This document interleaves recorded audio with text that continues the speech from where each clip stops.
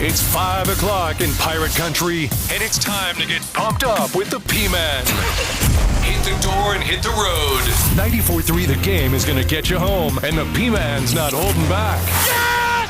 Yes! Pirates win! Pirates win! Bring on the Patrick Johnson Show on 94.3 The Game. Holy mackerel! Oh, my goodness! The flagship station of the ECU Pirates. Okay, welcome in, everybody. Great to have you with us here on this Tuesday, the 12th day of December. We are well inside of 2 weeks away from Christmas. It'll be 2 weeks from yesterday. Hard to believe. Pilk, have you done all the Philip the Ref Pilkington, by the way, ladies and gentlemen, our producer here today. Have you done all the shopping for those in your life, Pilk? I'm a good portion of it done. I still got a few more things. I got to get my sister something, but see, today's her birthday, so I've been in birthday mode for her. What'd you get her for her birthday, or can you not say? Well, no, I can't. Well, now that she's 21, I can say it. Got her a bottle of whipped vodka and some mixers to go with it. So happy 21st birthday, Emily. Okay. Emily Pilkington, the big 2-1 today, baby. Yeah, unfortunately, she had exams today, which stinks. Yeah. I talked to my granddad yesterday, who turned 95, war veteran and true great American story, pulled himself up from his bootstraps kind of stuff. And he was good yesterday. But my uncle or my aunt brought over dinner, and he said, I got to go. I'm going to go eat. So we cut the FaceTime short. He's got new hearing aids, so he can hear everything. Where before you had to scream at him on the phone or FaceTime or even in person, but now he can hear you. So it's there you go. Good to converse with him. He also was right, and my dad, the coach, was wrong about the two different games on Monday Night Football last night. But I explained all that to him. He didn't know the exact destinations. He's 95. But so there you go. Big birthday in my family yesterday, big birthday in the Pilkington family today. Great show yesterday. Got a lot of nice reaction to it, which is always good. And I got a lot of reaction to airing of the offensive coordinator, John David Baker. We had that on our show Friday. I know it was kind of a tough time to have that on with the placing in the 6 hour, but we got him then, and that was, I thought, pretty good. I enjoyed talking to him with Igo, and then they re-aired it last night on the Coaches Show, so hopefully a lot of people have been able to hear that interview either live, replayed last night, or on the podcast form at the IBX Media app. A couple of things from yesterday. Obviously, John, I thought John Gilbert said a lot of really intelligent and smart things on, exactly what we're looking at as far as this new division, not so much a separation, but just another subdivision. He pointed out some things yesterday I thought were really good, and that's why we re-aired some of the commentary yesterday, because I thought John had a lot of good things to say on that. We're going to get some thoughts from Brett Friedlander on this as far as the ACC goes in this subdivision. We'll also get a little bit on May leaving Carolina early to go to do the NFL and skipping the bowl and all of that, plus some basketball. So Brett Friedlander from Saturday Road will be coming up a little bit later on here in this program today. A couple of ECU notes because of with John, and then the basketball post game, and then Cy with reaction and all of that. One of the things that we didn't get to yesterday that was brought up was, I think, Pilk, you covered it in the update, but it was, I didn't get a chance to get to it with everything else we had. But the announcement, I guess, that Boise State, that series is never going to get out of the starter's gate. And so it's not going to happen. Makes total sense. I don't think the money, there may even been a deficit once you exchange the money on that for what you would get paid to go out there and what you pay them to go here at the travel. I think for both sides it was more advantageous to try to find more regional games. And I guess it was indicated yesterday that the Coastal Carolina Series announcement, perhaps in those slots in 26 and 28, is forthcoming. The other thing that I don't want to say got swept under the rug yesterday, but wasn't quite the headline grabber that the Boise series was, and that was Marshall deciding to drop its game where East Carolina was coming to coming to Huntington. And, of course, they still owed the Pirates a game coming to Greenville. They would rather go do bye games, which is certainly their priority. So I thought those were some interesting things. The Marshall thing, I know there's some fans out there. I think the overwhelming majority of fans don't mind playing Marshall. I certainly don't. I don't know if I'd make it an annual occurrence, but I probably would try to do some 2 to 4 game deals with them over a span of time if they're willing. I think their fans like it. I think our fans like it from the standpoint we have a healthy respect for that program, and I think their fan base respects our program. So I would love to see that continue in some way. It has a lot more regional appeal than other options would, as far as like Boise, for example. I was personally kind of excited for the Boise thing because if you talk about a program that has been one of those giant killers, it was TCU and Boise. Now TCU's risen to heights where they played the national championship game last year. Boise's kind of been the one that has been, still in that G5, but they've probably been one of the top G5 institutions as far as football goes. I just thought it would have been a cool series, but I totally get not wanting to try. I mean, you're almost in Washington State, Pilk, when you go to Boise, Idaho. You're practically there. You're just a few hundred miles from Seattle in the Pacific Ocean. So I can totally get, getting out of that thing. I think I was looking forward to going, though. I knew a lot of people. Well, a lot of my Pilk, friends were like, let's go to Boise. That'd be great. Nobody's stopping you, Pilk. You could, I know. book a flight. I know, but they won't be playing ECU. It's not as fun. Well, but you could go see the Smurf turf on your own. I could, yeah. The other thing that, and I just checked on this, no official word on the Cam Hayes situation yet. The Attorney General in North Carolina, Josh Stein, has joined other attorneys general in other states and suing the NCAA and trying to, for at least the time being, putting a halt on the NCAA's disallowing the 2-time transfer to be immediately eligible. Now, we've seen the instance where Tez Walker got immediately, not immediately eligible, but he did get eligible a few weeks after it was denied by the NCAA. Apparently, East Carolina's hired the same attorney that UNC had, so that's good and encouraging and kind of a good thing to hear. And I think the basketball team needs Cam Hayes. I think if you could go ahead and get him back sooner than later, you feel really good about going into the conference portion of the season with him, and you've given him some time to maybe work his way in. Now, if they said tomorrow you're eligible, I don't know if he'd play against Florida Thursday night. But it was my understanding that there could be a decision on the appeal forthcoming maybe tomorrow, Thursday. I had heard, maybe it was Henry who said this morning he thought it was today. But it's kind of a Wednesday, Thursday thing from what I understand, if it does come in. That's as early as it could possibly come in. So that's kind of where we are there. I'll say one thing, Pilk. I am feeling better. I hope it's reflected in sort of my energy level. But it really is a struggle to talk for long stretches. So I may have you read some of these cuts we're going to do in our Pirate Report. But look, I don't doubt any bit whatsoever that the Pirates need Cam Hayes. And if there is a decision forthcoming, which, again, could be, that's an important thing. And right now, Pilk, the Pirates could use some shooting. Yeah, they could. It's a team who I think has been offensively better than we thought, but has better than we thought they were going to be. However, the shooting from downtown hasn't really been as consistent. Ben Biala was, had his, or sorry, not Ben Biola. Quentin Abunje had a game there where he had a handful of threes, and I think the team has been solid defensively, but it would be nice to have that dead-eye shooter, and I think Cam Hayes could definitely be that guy if he were to be granted eligibility, and hopefully we'll find out sooner rather than later as we're, getting really close to league play here.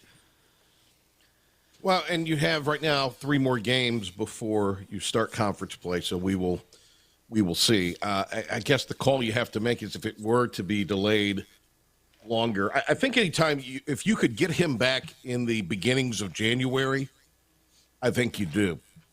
If you're sitting here maybe 5 weeks from now before a decision, then you got to kind of look at, do you want to have him play just that part and cost him that year of, so it'll be interesting to see how that plays out. All right, more from Coach Swartz from Inside Pirate Athletics last night, in case you missed it, in our Pirate Report. And now, Patrick Johnson with today's Pirate Report on the flagship station of the ECU Pirates, 94.3 The Game. All right. He was talking about some of the close games that the Pirates have been in and the fact that they are involved in some close games. This is Coach Swartz. Like, for example, if we could take ourselves right back to under a minute to go, Bob drives the lane on the right side, goes up and finds Ezra Osar with the ball, and he's got both feet in the charge circle with the ball about 3 to 4 feet from the rim.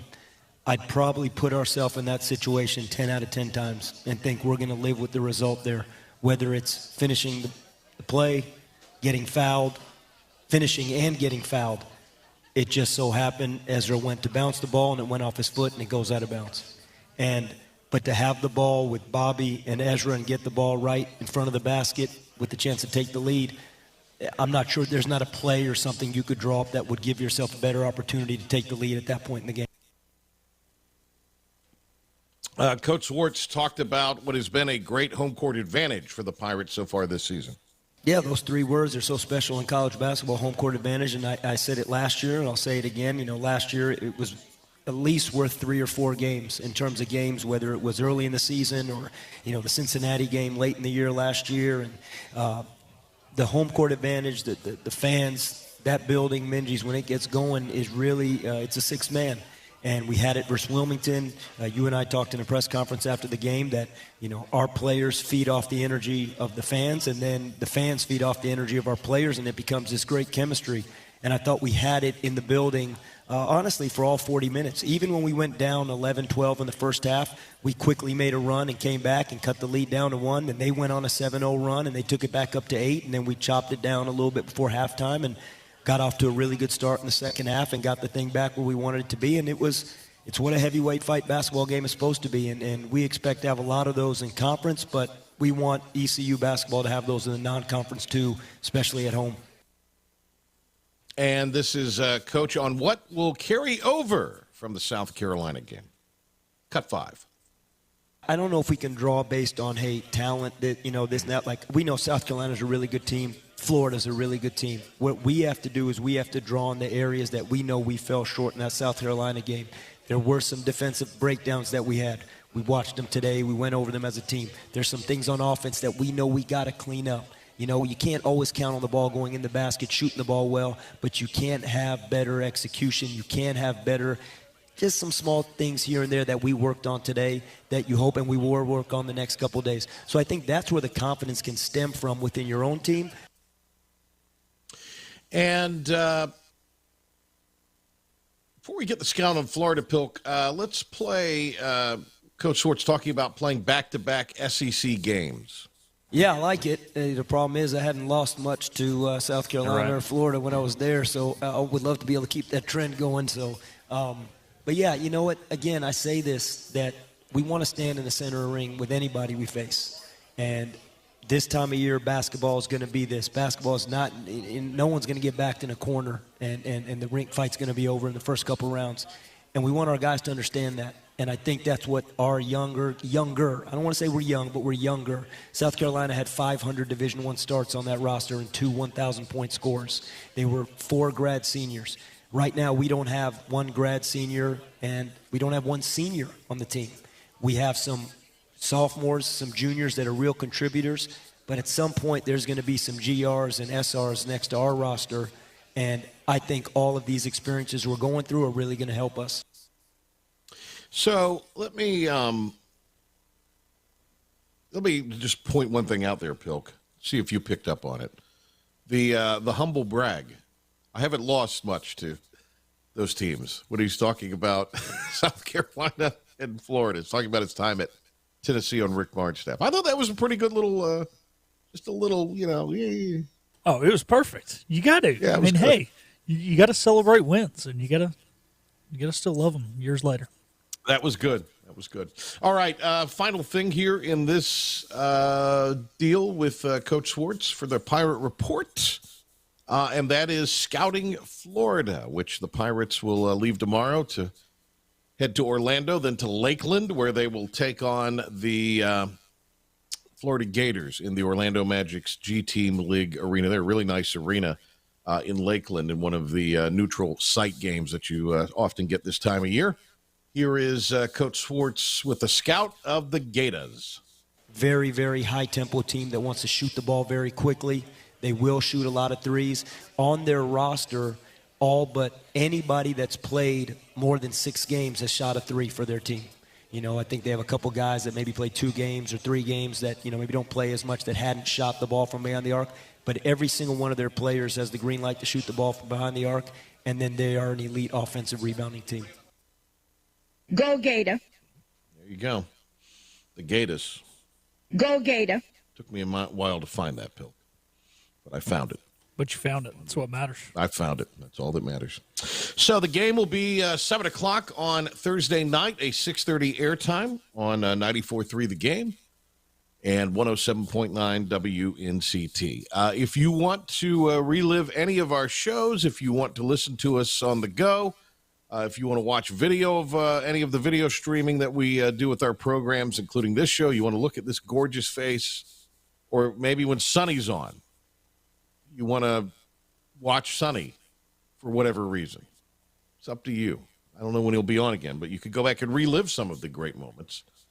With the IBX Media app, you've got Hoist the Colors, you've got the Steve Logan Show, you've got this program, and all of our other IBX Media station programs. You have podcasts of those, Mark and Laura in the Morning Rush, Talk of the Town in the mornings from our talk properties. You can buy the Embers tickets. We got the Embers concert in less than a week. That is for a charitable for kids in need, with the money going towards that. It'll be here in Greenville at one of the local churches. You can buy tickets there. So you can do all of this at the IBX Media app. That's where I'm trying to send you. You can go, and it's a very simple download. Very simple download. Google Play, App Store, no pre-roll ads. Couple clicks, you're on your favorite station or your favorite show. The IBX Media app, download it today. It's absolutely free. All right, when we return, I want to get into some football talk and some basketball talk, and get it from the ACC perspective. Our friend Brett Friedlander, been a minute since we've had him on. He'll join us here on the show. Saturday Road, the great Brett Friedlander, when we get back on the Patrick Johnson Show. Toyota, we're giving thanks and making the season bright with low payments on new Camrys and RAV4s, only $289 a month. Need credit? Get pre-qualified now with no effect on your credit score. Rush to Greenville Toyota. Other restaurants claim their food is fresh and fast, but are they friendly? At Moore's, you're treated like family the minute you walk into their doors. With locations in Winterville, New Bern, Swansboro, Morehead City, and Jacksonville. We've been practicing what we preach since 1945. At Moore's, our barbecue is slow cooked and smoked over real wood daily until it's so tender it's falling off the bone. Combined with our fresh chicken, cooked-to-order seafood, and homemade fixins, we're sure you'll agree. If it's not Moore's, it's less. Acre Station Meat Farm, along with Lane Angus Beef, bring you Farm to Fork Beef. Stock your freezers now with affordable beef boxes, just in time for the grilling season. Farm to Fork Beef brings quality local beef to your family. From your traditional butcher shop, Acre Station Meat Farm. Come on down to Acre Station Meat Farm and find out why we're #1 in fresh cuts and friendly service.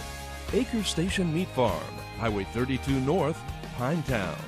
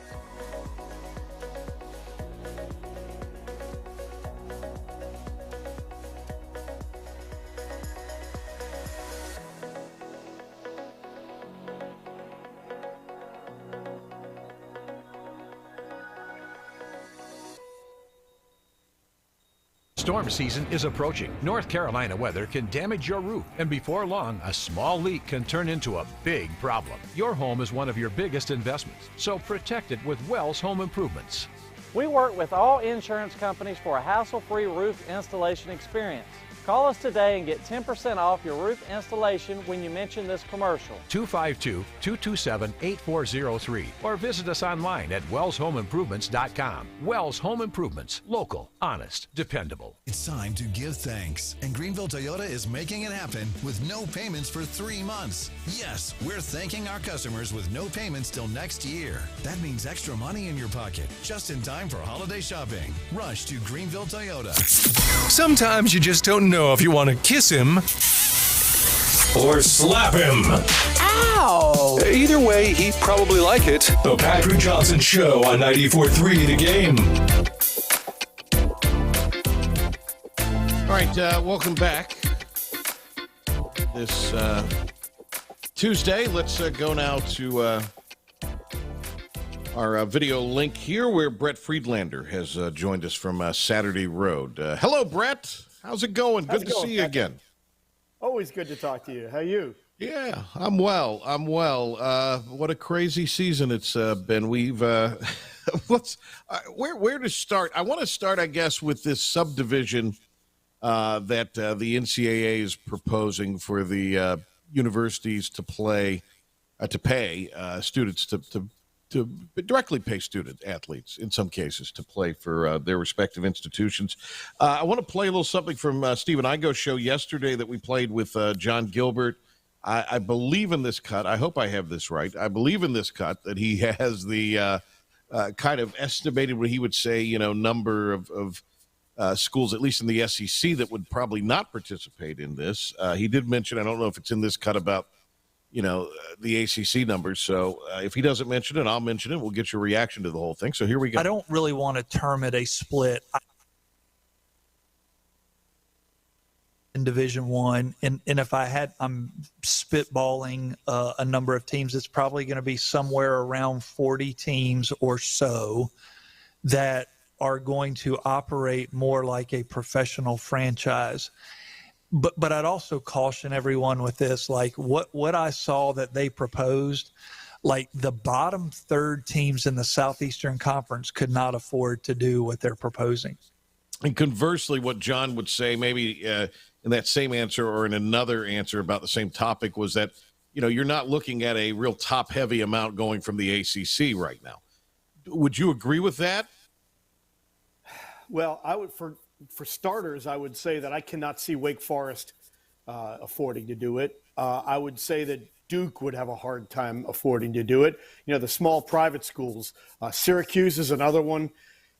I think there's a lot of moving parts in this. I think this is just the first step. I think eventually it's going to happen, and it's probably going to happen sooner than later. But, they're already talking about having to get Congress involved.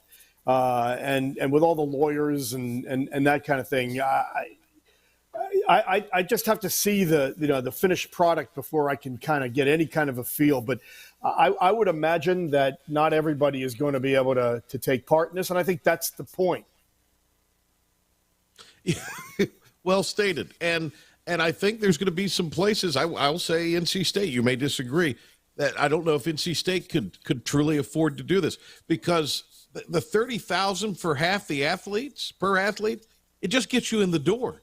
That's the starting point. I mean, that's a lot of money just to get in the door.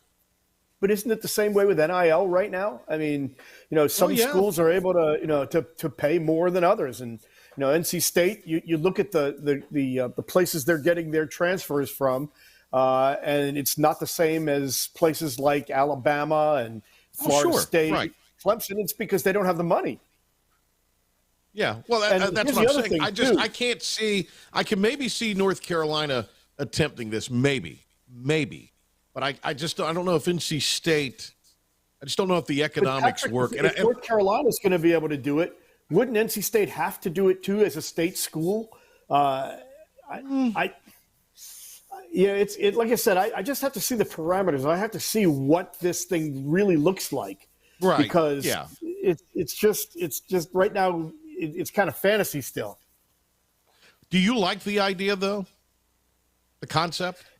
Not necessarily, because again, the playing field's not going to be level. But whether I like it or not, it's going to happen, because that's just the way we're headed. I mean, you can see it. Yeah. I mean, basically, it's already happening, because NIL is not working out the way that they had intended it. I mean, it's gotten to be pay for play. I mean, you got guys who are getting big checks, who are recruits. I mean, it's like, hey, come here and we'll get you this kind of money. It's supposed to be money earned because of what they've done, because of their name and image and likeness. And basically what it is, it's an incentive to come now. For into his fifth decade. How about that? Into his fifth decade covering the ACC. Brett Friedlander at Saturday Road. Old. Well, you started when you were a youthful lad. And Brett is here with us. So do you foresee, well, and I mean, this is just so complicated, because where does the grant of rights? I mean, we had a huge discussion a few months ago on where does the grant of rights come in? Somebody's going to challenge it eventually, but I mean, it's still cost prohibitive to do it now, or even in the next couple years. Patrick, if you're in the ACC, if it was escapable, somebody would already have left. I mean, right. Seriously, the lawyers have been going over this thing with a fine-tooth comb for 3-4 years now, and they haven't found anything. If they haven't yet, they're not going to. And this is why I think the SMU and Cal and Stanford and the 7-year window that SMU is going to go without taking a share of the revenue, and the other two are going to go with a reduced share. I think that's important, because I think that is the length of time that the ACC has left to figure out what it's going to do moving forward, or how the whole picture is going to look. Because I think that leaving now and having to go 13 years without TV revenue, killer, ain't happening. I mean, it's just not. I mean, it's just you bankrupt your institution. Never mind the athletic department. I mean, they could pass the hat around and they could come up with that $110 million exit fee. That's doable. But going for 13 years without any TV revenue is just you can't do it. But now, if you go maybe 5 years, maybe you can pull it off. Maybe there are other ways of making up for the difference. And so I think that 7 years is an important figure, because I think that right now is how long the ACC and that grant of rights is going to hold. May hold longer, but I think that right now is minimum. The window right now. Yeah. Great point. Brett Friedlander is with us here. Do you think Florida State's case to want to leave the conference was greatly enhanced, perhaps? I'm talking internally with their people after what happened a couple of weeks ago, or do you think that it's maybe just a simple case of, hey, the quarterback and the backup are both hurt? Well, internally, I think they are going to use it as an excuse to try to, to intensify the will to get out, because they want to get out. I mean, they feel like that they're better than the ACC, and they want to be part of either the SEC, preferably, or the Big Ten, if nothing else. But I think that with the playoff going to 12 teams next year, I think this really shows that they really need to stay, because if they can go undefeated in the ACC next year, it's basically an automatic bid. And so do you have a better shot of going undefeated by staying in the ACC with Clemson kind of struggling right now, at least for them, and everybody else kind of, on a second tier? Or do you want to go to the SEC where you got to deal with Alabama, you got to deal with Georgia, you got to deal with LSU, you got to deal with all those teams, or the SEC or the Big Ten where you have to deal with Ohio State and Michigan? I think it's in their best interest to stay, but I don't know that they see it that way. The other part of it is this, and this is the thing that you look at Oregon and Washington a couple weeks ago, or last weekend, or 2 weekends ago, whatever it was, and if I'm Rutgers or Indiana, I got no hope. If you're the somebody's got to finish last in this stuff. Yeah, and this is where the whole paying of the athletes and the whole. I think even before that happens, there may be some contraction here, because I think 20-team conferences are just untenable. How do you? Logistically, how do you do that? Scheduling is bad enough, but what about a conference tournament, the basketball tournament at the end of the year? Do you have it for a whole week? It's 2 weeks. It's already too long. You have to have it for a week and a half. And so I think sooner than later, you're going to see teams pulling out of some of these conferences, and there being maybe some shuffling or some realigning or even new conferences that start. It just can't go on for too long. I think a couple of 3 years of this, and I think these conferences are going to realize this is just not doable. And so, and listen, that having been said, I think the ACC really missed an opportunity. If they were going to add Stanford and California, they should have gone just full out, the full Monty there, and rated everybody. Take the Washington State, the Oregon States, and have a full Western division. And that way you can just kind of have two leagues where you just have a championship game in between at the end, and you don't have to worry about cross-country travel and anything like that. But, they waited till it was too late, and they reacted rather than acted. All right. We haven't talked about anything I wanted to talk to you about. Can we, although I did want to talk to you about this, can you hold through a break and an update? Because I want to ask you a little bit about some ACC basketball. I want to ask you about May and kind of how we look at his career at Carolina. So can you hang through the break? Sure. Do you mind doing that? All right, yeah. Great. The great Brett Friedlander, awesome. SaturdayRoad.com covers the Atlantic Coast Conference on that site. Okay, tell you what we're going to do. Pilkington with a 94.3 The Game Sports Update and Pirate Report, and then back with more with Brett right after this. Pilk?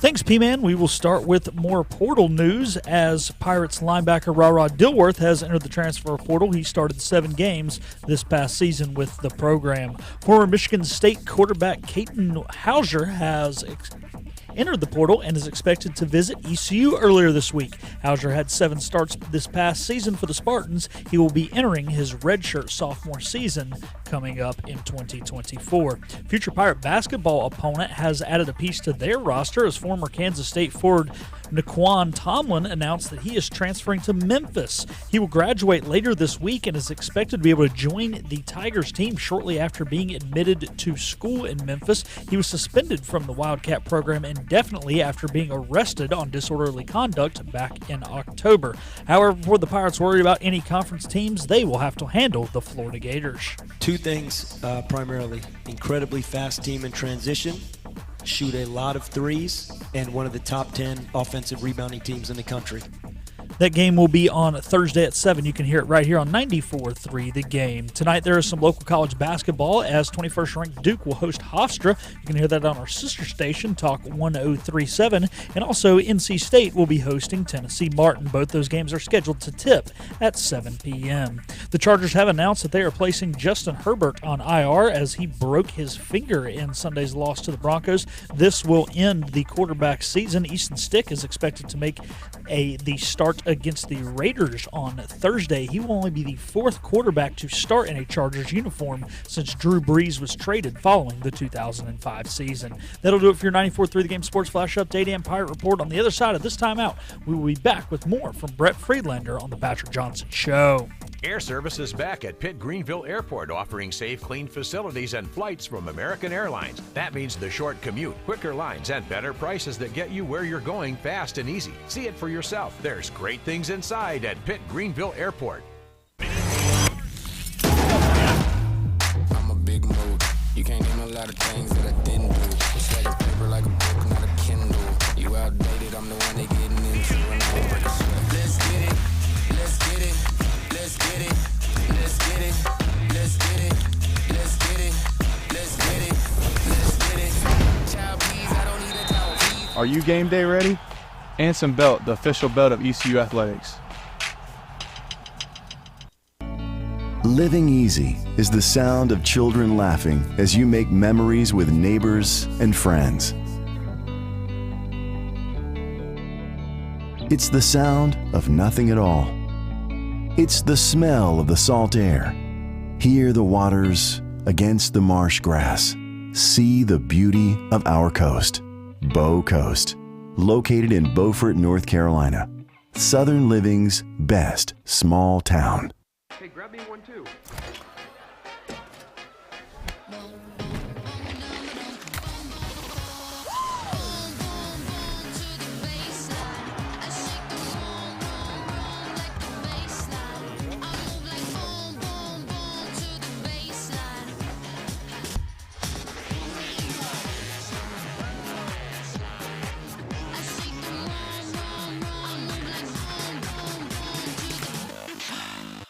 Air Service is back at Pitt Greenville Airport, offering safe, clean facilities and flights from American Airlines. That means the short commute, quicker lines, and better prices that get you where you're going fast and easy. See it for yourself. There's great things inside at Pitt Greenville Airport. R&D Brewing is proud to partner with the ECU Pirates, and now you can enjoy Pirates Brew, the official craft beer of ECU Athletics. Pirates Brew is a carefully curated light beer that embodies the spirit of ECU, a refreshing and easy drinking light beer. Pirates Brew by R&D Brewing is available now at grocery stores, local retailers, and at ECU athletic events. Head over to your favorite store and enjoy a nice Pirates Brew today, or else you'll walk the plank. Hand me another Pirates Brew. Arr.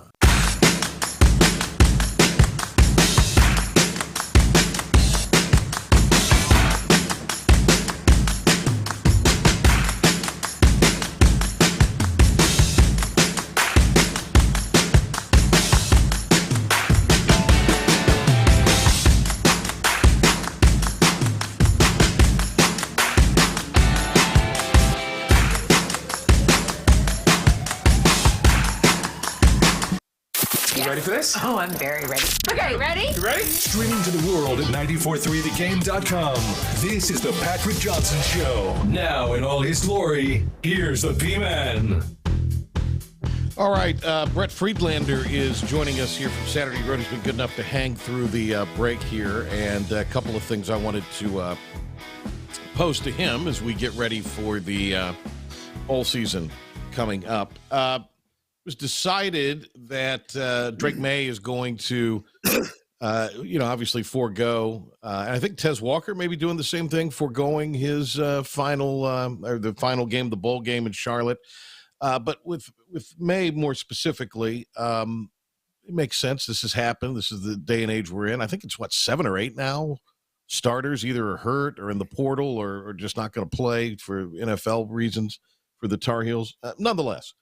When you look back at Drake May's legacy in North Carolina, what would you say it is? Well, Cedric Gray is another one who is opting out, but I would say that Drake May's legacy is a wasted opportunity. Not on his part. I mean, he did everything he could, but I mean, this is now 2 generational quarterbacks, 2 NFL starting quarterbacks that they have had in a row. And the best they could do is a Coastal Division championship. And yeah, they went to the Orange Bowl in the COVID year, but you would think that they could have surrounded them with better talent or done more with them. But 6-0, they were on collision course with Florida State, and then they lose to Virginia, they lose to Georgia Tech, and they never recovered.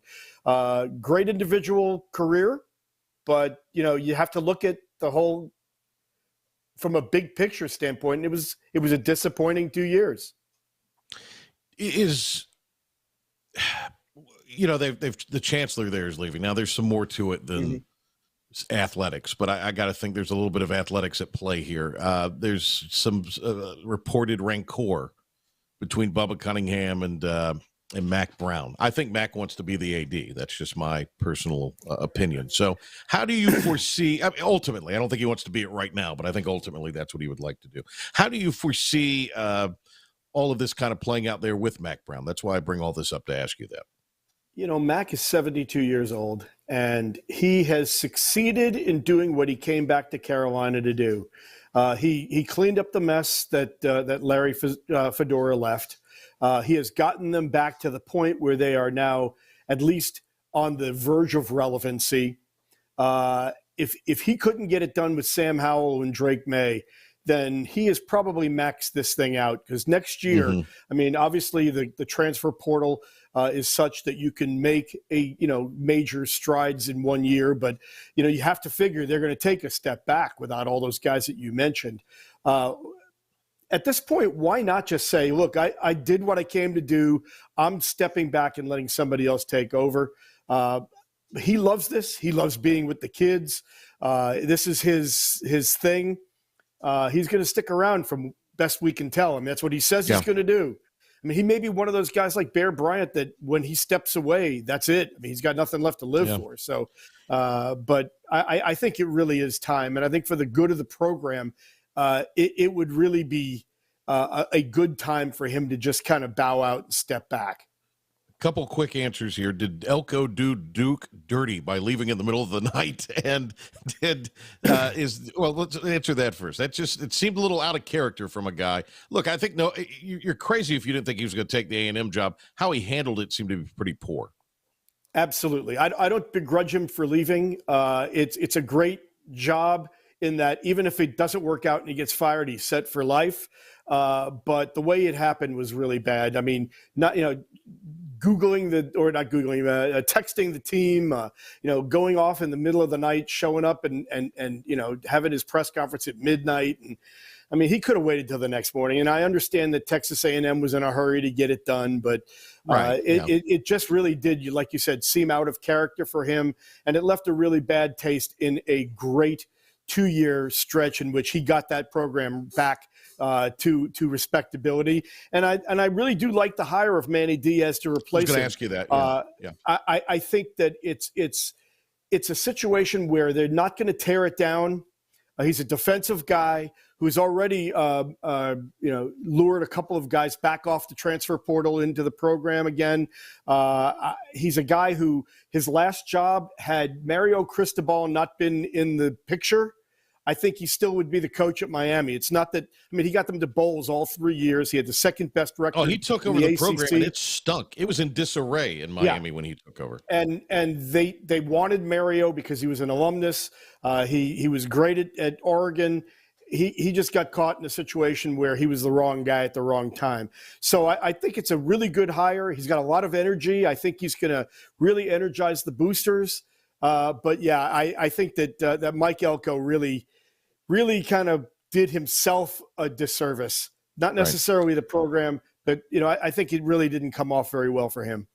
Throw out the records when State hosts UT Martin on the hardwood and Duke hosts Hofstra. Although Hofstra's got a nice little program. Speedy Claxton's actually done a really nice job. Coach.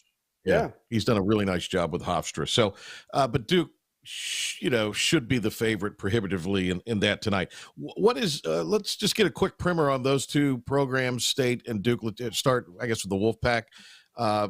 6-2 to this juncture. How do you evaluate what you've seen out of Keats's group so far? I like what I've seen, and I especially like what I've seen since MJ Rice became eligible or joined the team, because he just gives them even more firepower. They've got a really strong perimeter game, which is incredible considering what they lost on the perimeter last year. And DJ Burns is just a load inside, and Ben Middlebrooks and the kid from Missouri, Diarra, give them some versatility. They can go either big, they can go small. I think it's a good team that's going to get better as they learn to play together and gel. And as far as Duke is concerned, I've got some real issues and I got some real reservations about that team because, Derek Lively gave them a defensive presence inside and a rebounding presence that this team does not have. A lot of talent. I think they need Tyrese Proctor to start playing the way he did at the end of last year. The freshmen look like that they, aren't plug and play, that they need to, to kind of get used to being in college and kind of grow. But I just think that this is a team with some flaws that I'm not sure that John Shire is going to be able to fix. And then the Tar Heels, obviously, I think have played a little better than maybe some had expected. I mean, they were a top 20 team, but they've played pretty well. No surprise they lost to UConn. Anybody who's saying, oh, well, that was a bad loss is ignorant. I mean, UConn's excellent, fantastic. UConn played Kansas brilliantly out in Lawrence as a true road game. That's a good basketball team. So give us a quick recap of the Heels season to this juncture, as I think they don't play till this weekend against Kentucky, if I'm not mistaken. Yep. This is a better Tar Heel team than last year. Harrison Ingram is really an upgrade over Nance. Elliot Cadeau is already really good, but he's going to get even better as he just kind of settles in. I think they're a little bit deeper. I think that RJ Davis is better off the ball now that he's, he doesn't have to worry about the ball handling chores as much as he did last year. But here's the thing. We've seen how good this team can be when they play transition basketball, when they play some tempo, they get up and down the court. Look at what they did to a really good defensive team, Tennessee, in the first half. Mm-hmm. Yeah. But they have some issues in a half-court game. And when you get physical with them and you make them play a half-court game the way Tennessee did in the second half and the way UConn did in the entire game, they've got some work to do. And so this is going to be a real test for Hubert Davis. If he can, wrap this team around him and kind of, get it to play well in situations where they're not as comfortable, or if they're basically going to be one-dimensional, and if they get, out of their comfort zone, then you can beat them. I think it's an important year because it's year 3. And this is an on-the-job training situation, and Carolina is not an on-the-job training kind of program. No, it is not, especially after what happened last year. It is not. That final game, long forgotten after what happened last year. Really quick here, and I appreciate your time. It's been a lot of fun. Brett Friedlander from SaturdayRoad.com.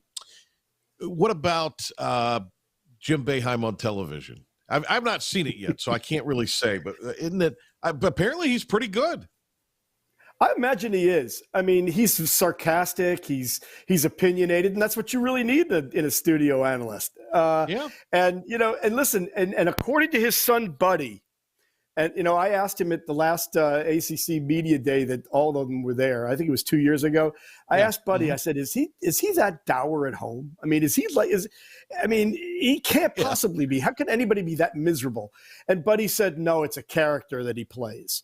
So if that's the case, then I think that he's going to be really good. I haven't seen him either, but I'm kind of looking forward to it because, he used to spar with the media. I mean, he was such a curmudgeon. And now he's on the other side of it. And I want to see a coach get a little testy with him. It would be good, wouldn't it, to see that happen? All right. Yeah, some young up-and-comer has no idea who he is. All right. Brett, thank you, buddy. Have a great holiday, and we'll talk to you in the new year, hopefully. All right, Patrick. Take care. All right, Brett Friedlander. Great stuff there, SaturdayRoad.com. Check out Brett's work there. We've got him tagged on our X page, so you can go there and follow all of his tweets as it relates to sports and the ACC and what have you. All right, we're going to take a break. We'll come back and kind of get the table set for tomorrow. Have another great show in store for you, so we'll tell you all about that. We are taking a timeout, and we are coming back with a final segment here on this Tuesday for the Patrick Johnson Show. Fifth Street Hardware is the home of the $9 lunch special Tuesday through Fridays. $9 specials every day, including the famous Burger Day on Tuesdays, Flatbread Pizza Wednesday, the famous Fifth Street Hardware Reuben on Thursday, and fried fish or shrimp on Friday. Plus trivia on Wednesday nights and live music every Thursday nights. And the Prime Rib Brunch Buffet has returned on Sundays. You heard that right. The Brunch Buffet with all the great items, including prime rib, 5th Street Hardware in downtown Greenville.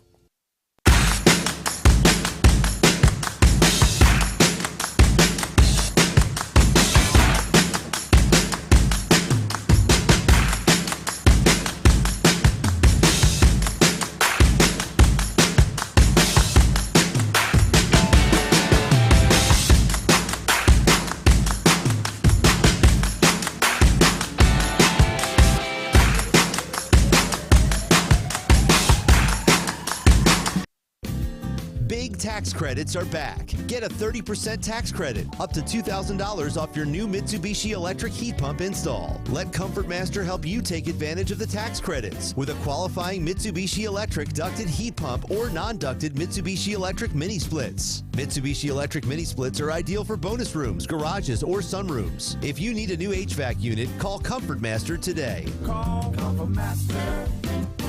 Call Comfort Master.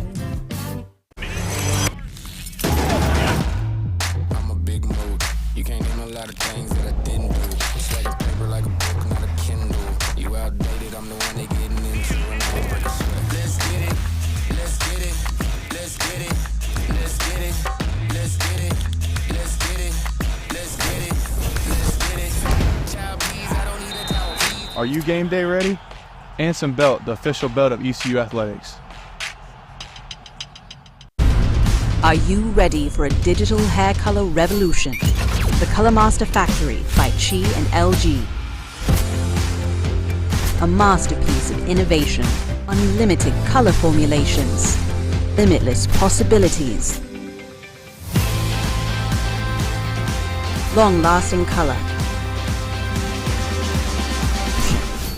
Chi.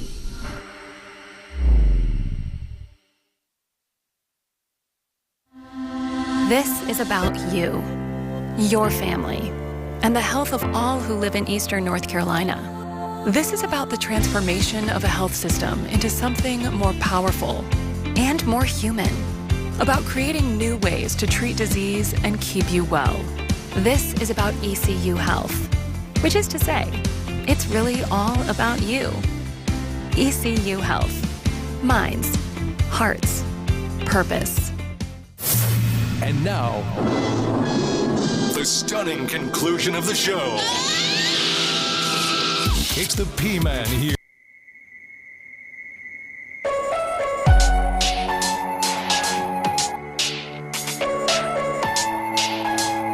I wasn't sure what happened there for a second. I'm sorry, that was on me. I started the music and it cut off the other thing. That I'll take the blame for that. Who knows? Sorry, man. Who knows? Technology. I still haven't figured it out yet. So, Ohtani has deferred a huge, like an insane amount of money to the back of his contract. And this has been done in baseball for years and years and years and years. So it's nothing new, right? I mean, this is nothing that is new. And not Barry Bonds. Bobby Bonilla is still getting paid by the Mets. I think he has a few more years where he's getting like $1 million at least, right? I think Griffey's got a bunch of deferred money from the Reds right now that he got paid or still getting paid. But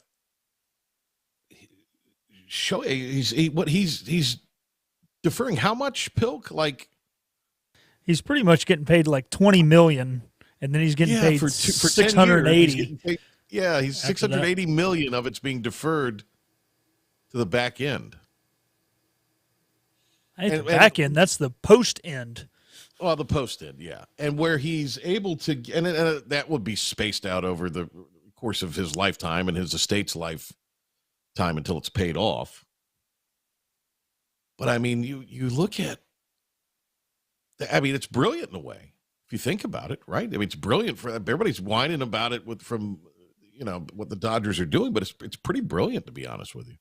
It's going to let them have more players, and it's going to save them some tax dollars. It's like when you win the lottery, and instead of taking all of it at one time. I mean, this guy was only going to get paid like $34 million a year, which I know it's only, but with high tax or high income tax in California, He's going to benefit from this.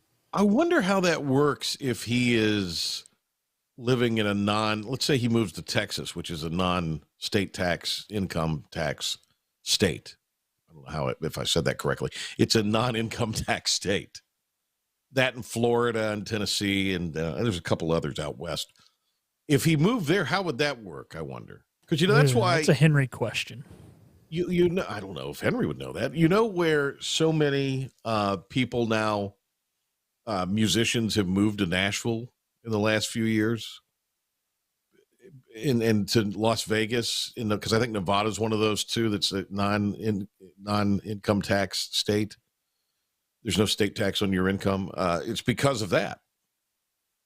A lot of athletes have been for years moving to Florida.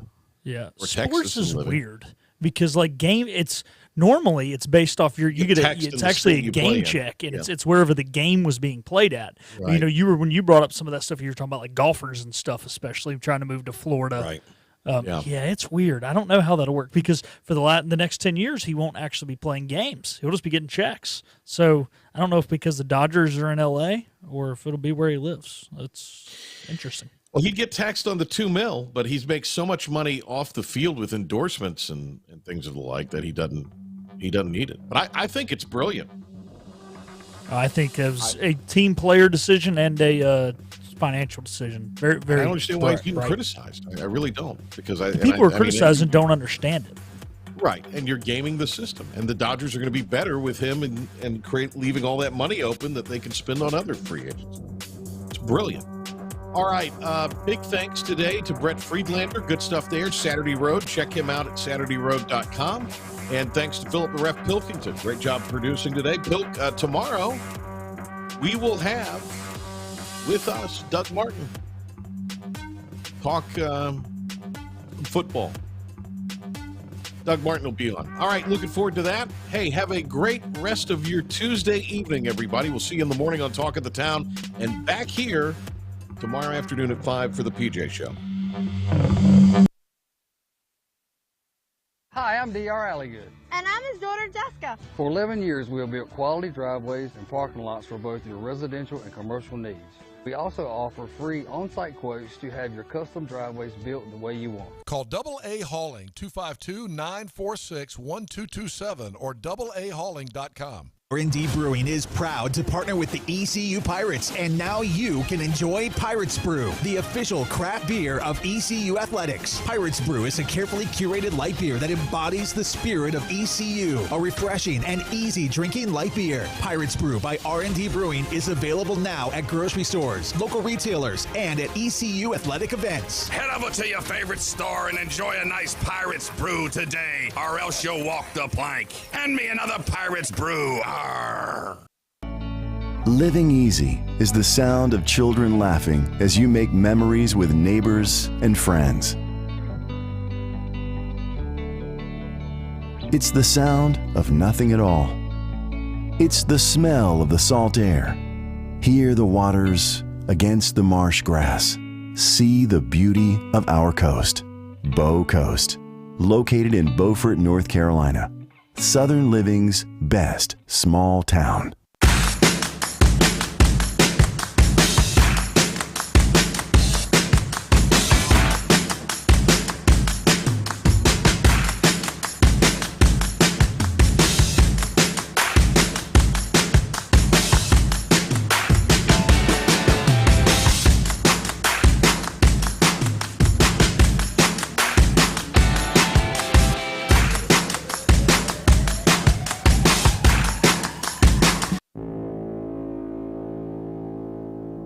Hey Pirate Nation, I'm head men's basketball coach Mike Schwartz. And I'm Kim McNeil, head coach of your defending American Athletic Conference champion women's basketball team. Basketball season is just around the corner, and we're looking forward to another exciting season on the hardwood. We need Pirate Nation to Pat Minji's Coliseum by purchasing your season tickets today. Call 1-800-DIAL-ECU or visit ECUPirates.com to get yours now. Thanks, and go Pirates.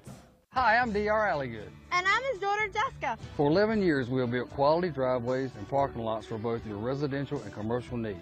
We also offer free on-site quotes to have your custom driveways built the way you want. Call AA Hauling 252-946-1227 or AAHauling.com. I'm a big mood. You can't name a lot of things that I didn't do. Stacking paper like a book, not a Kindle. You outdated, I'm the one they getting into, and I don't break a sweat. Let's get it, let's get it, let's get it, let's get it, let's get it, let's get it, let's get it, let's get it. Child, please, I don't need a child, please. Are you game day ready? Anson Belt, the official belt of ECU Athletics. Big tax credits are back. Get a 30% tax credit, up to $2,000 off your new Mitsubishi electric heat pump install. Let Comfort Master help you take advantage of the tax credits with a qualifying Mitsubishi electric ducted heat pump or non-ducted Mitsubishi electric mini splits. Mitsubishi electric mini splits are ideal for bonus rooms, garages, or sunrooms. If you need a new HVAC unit, call Comfort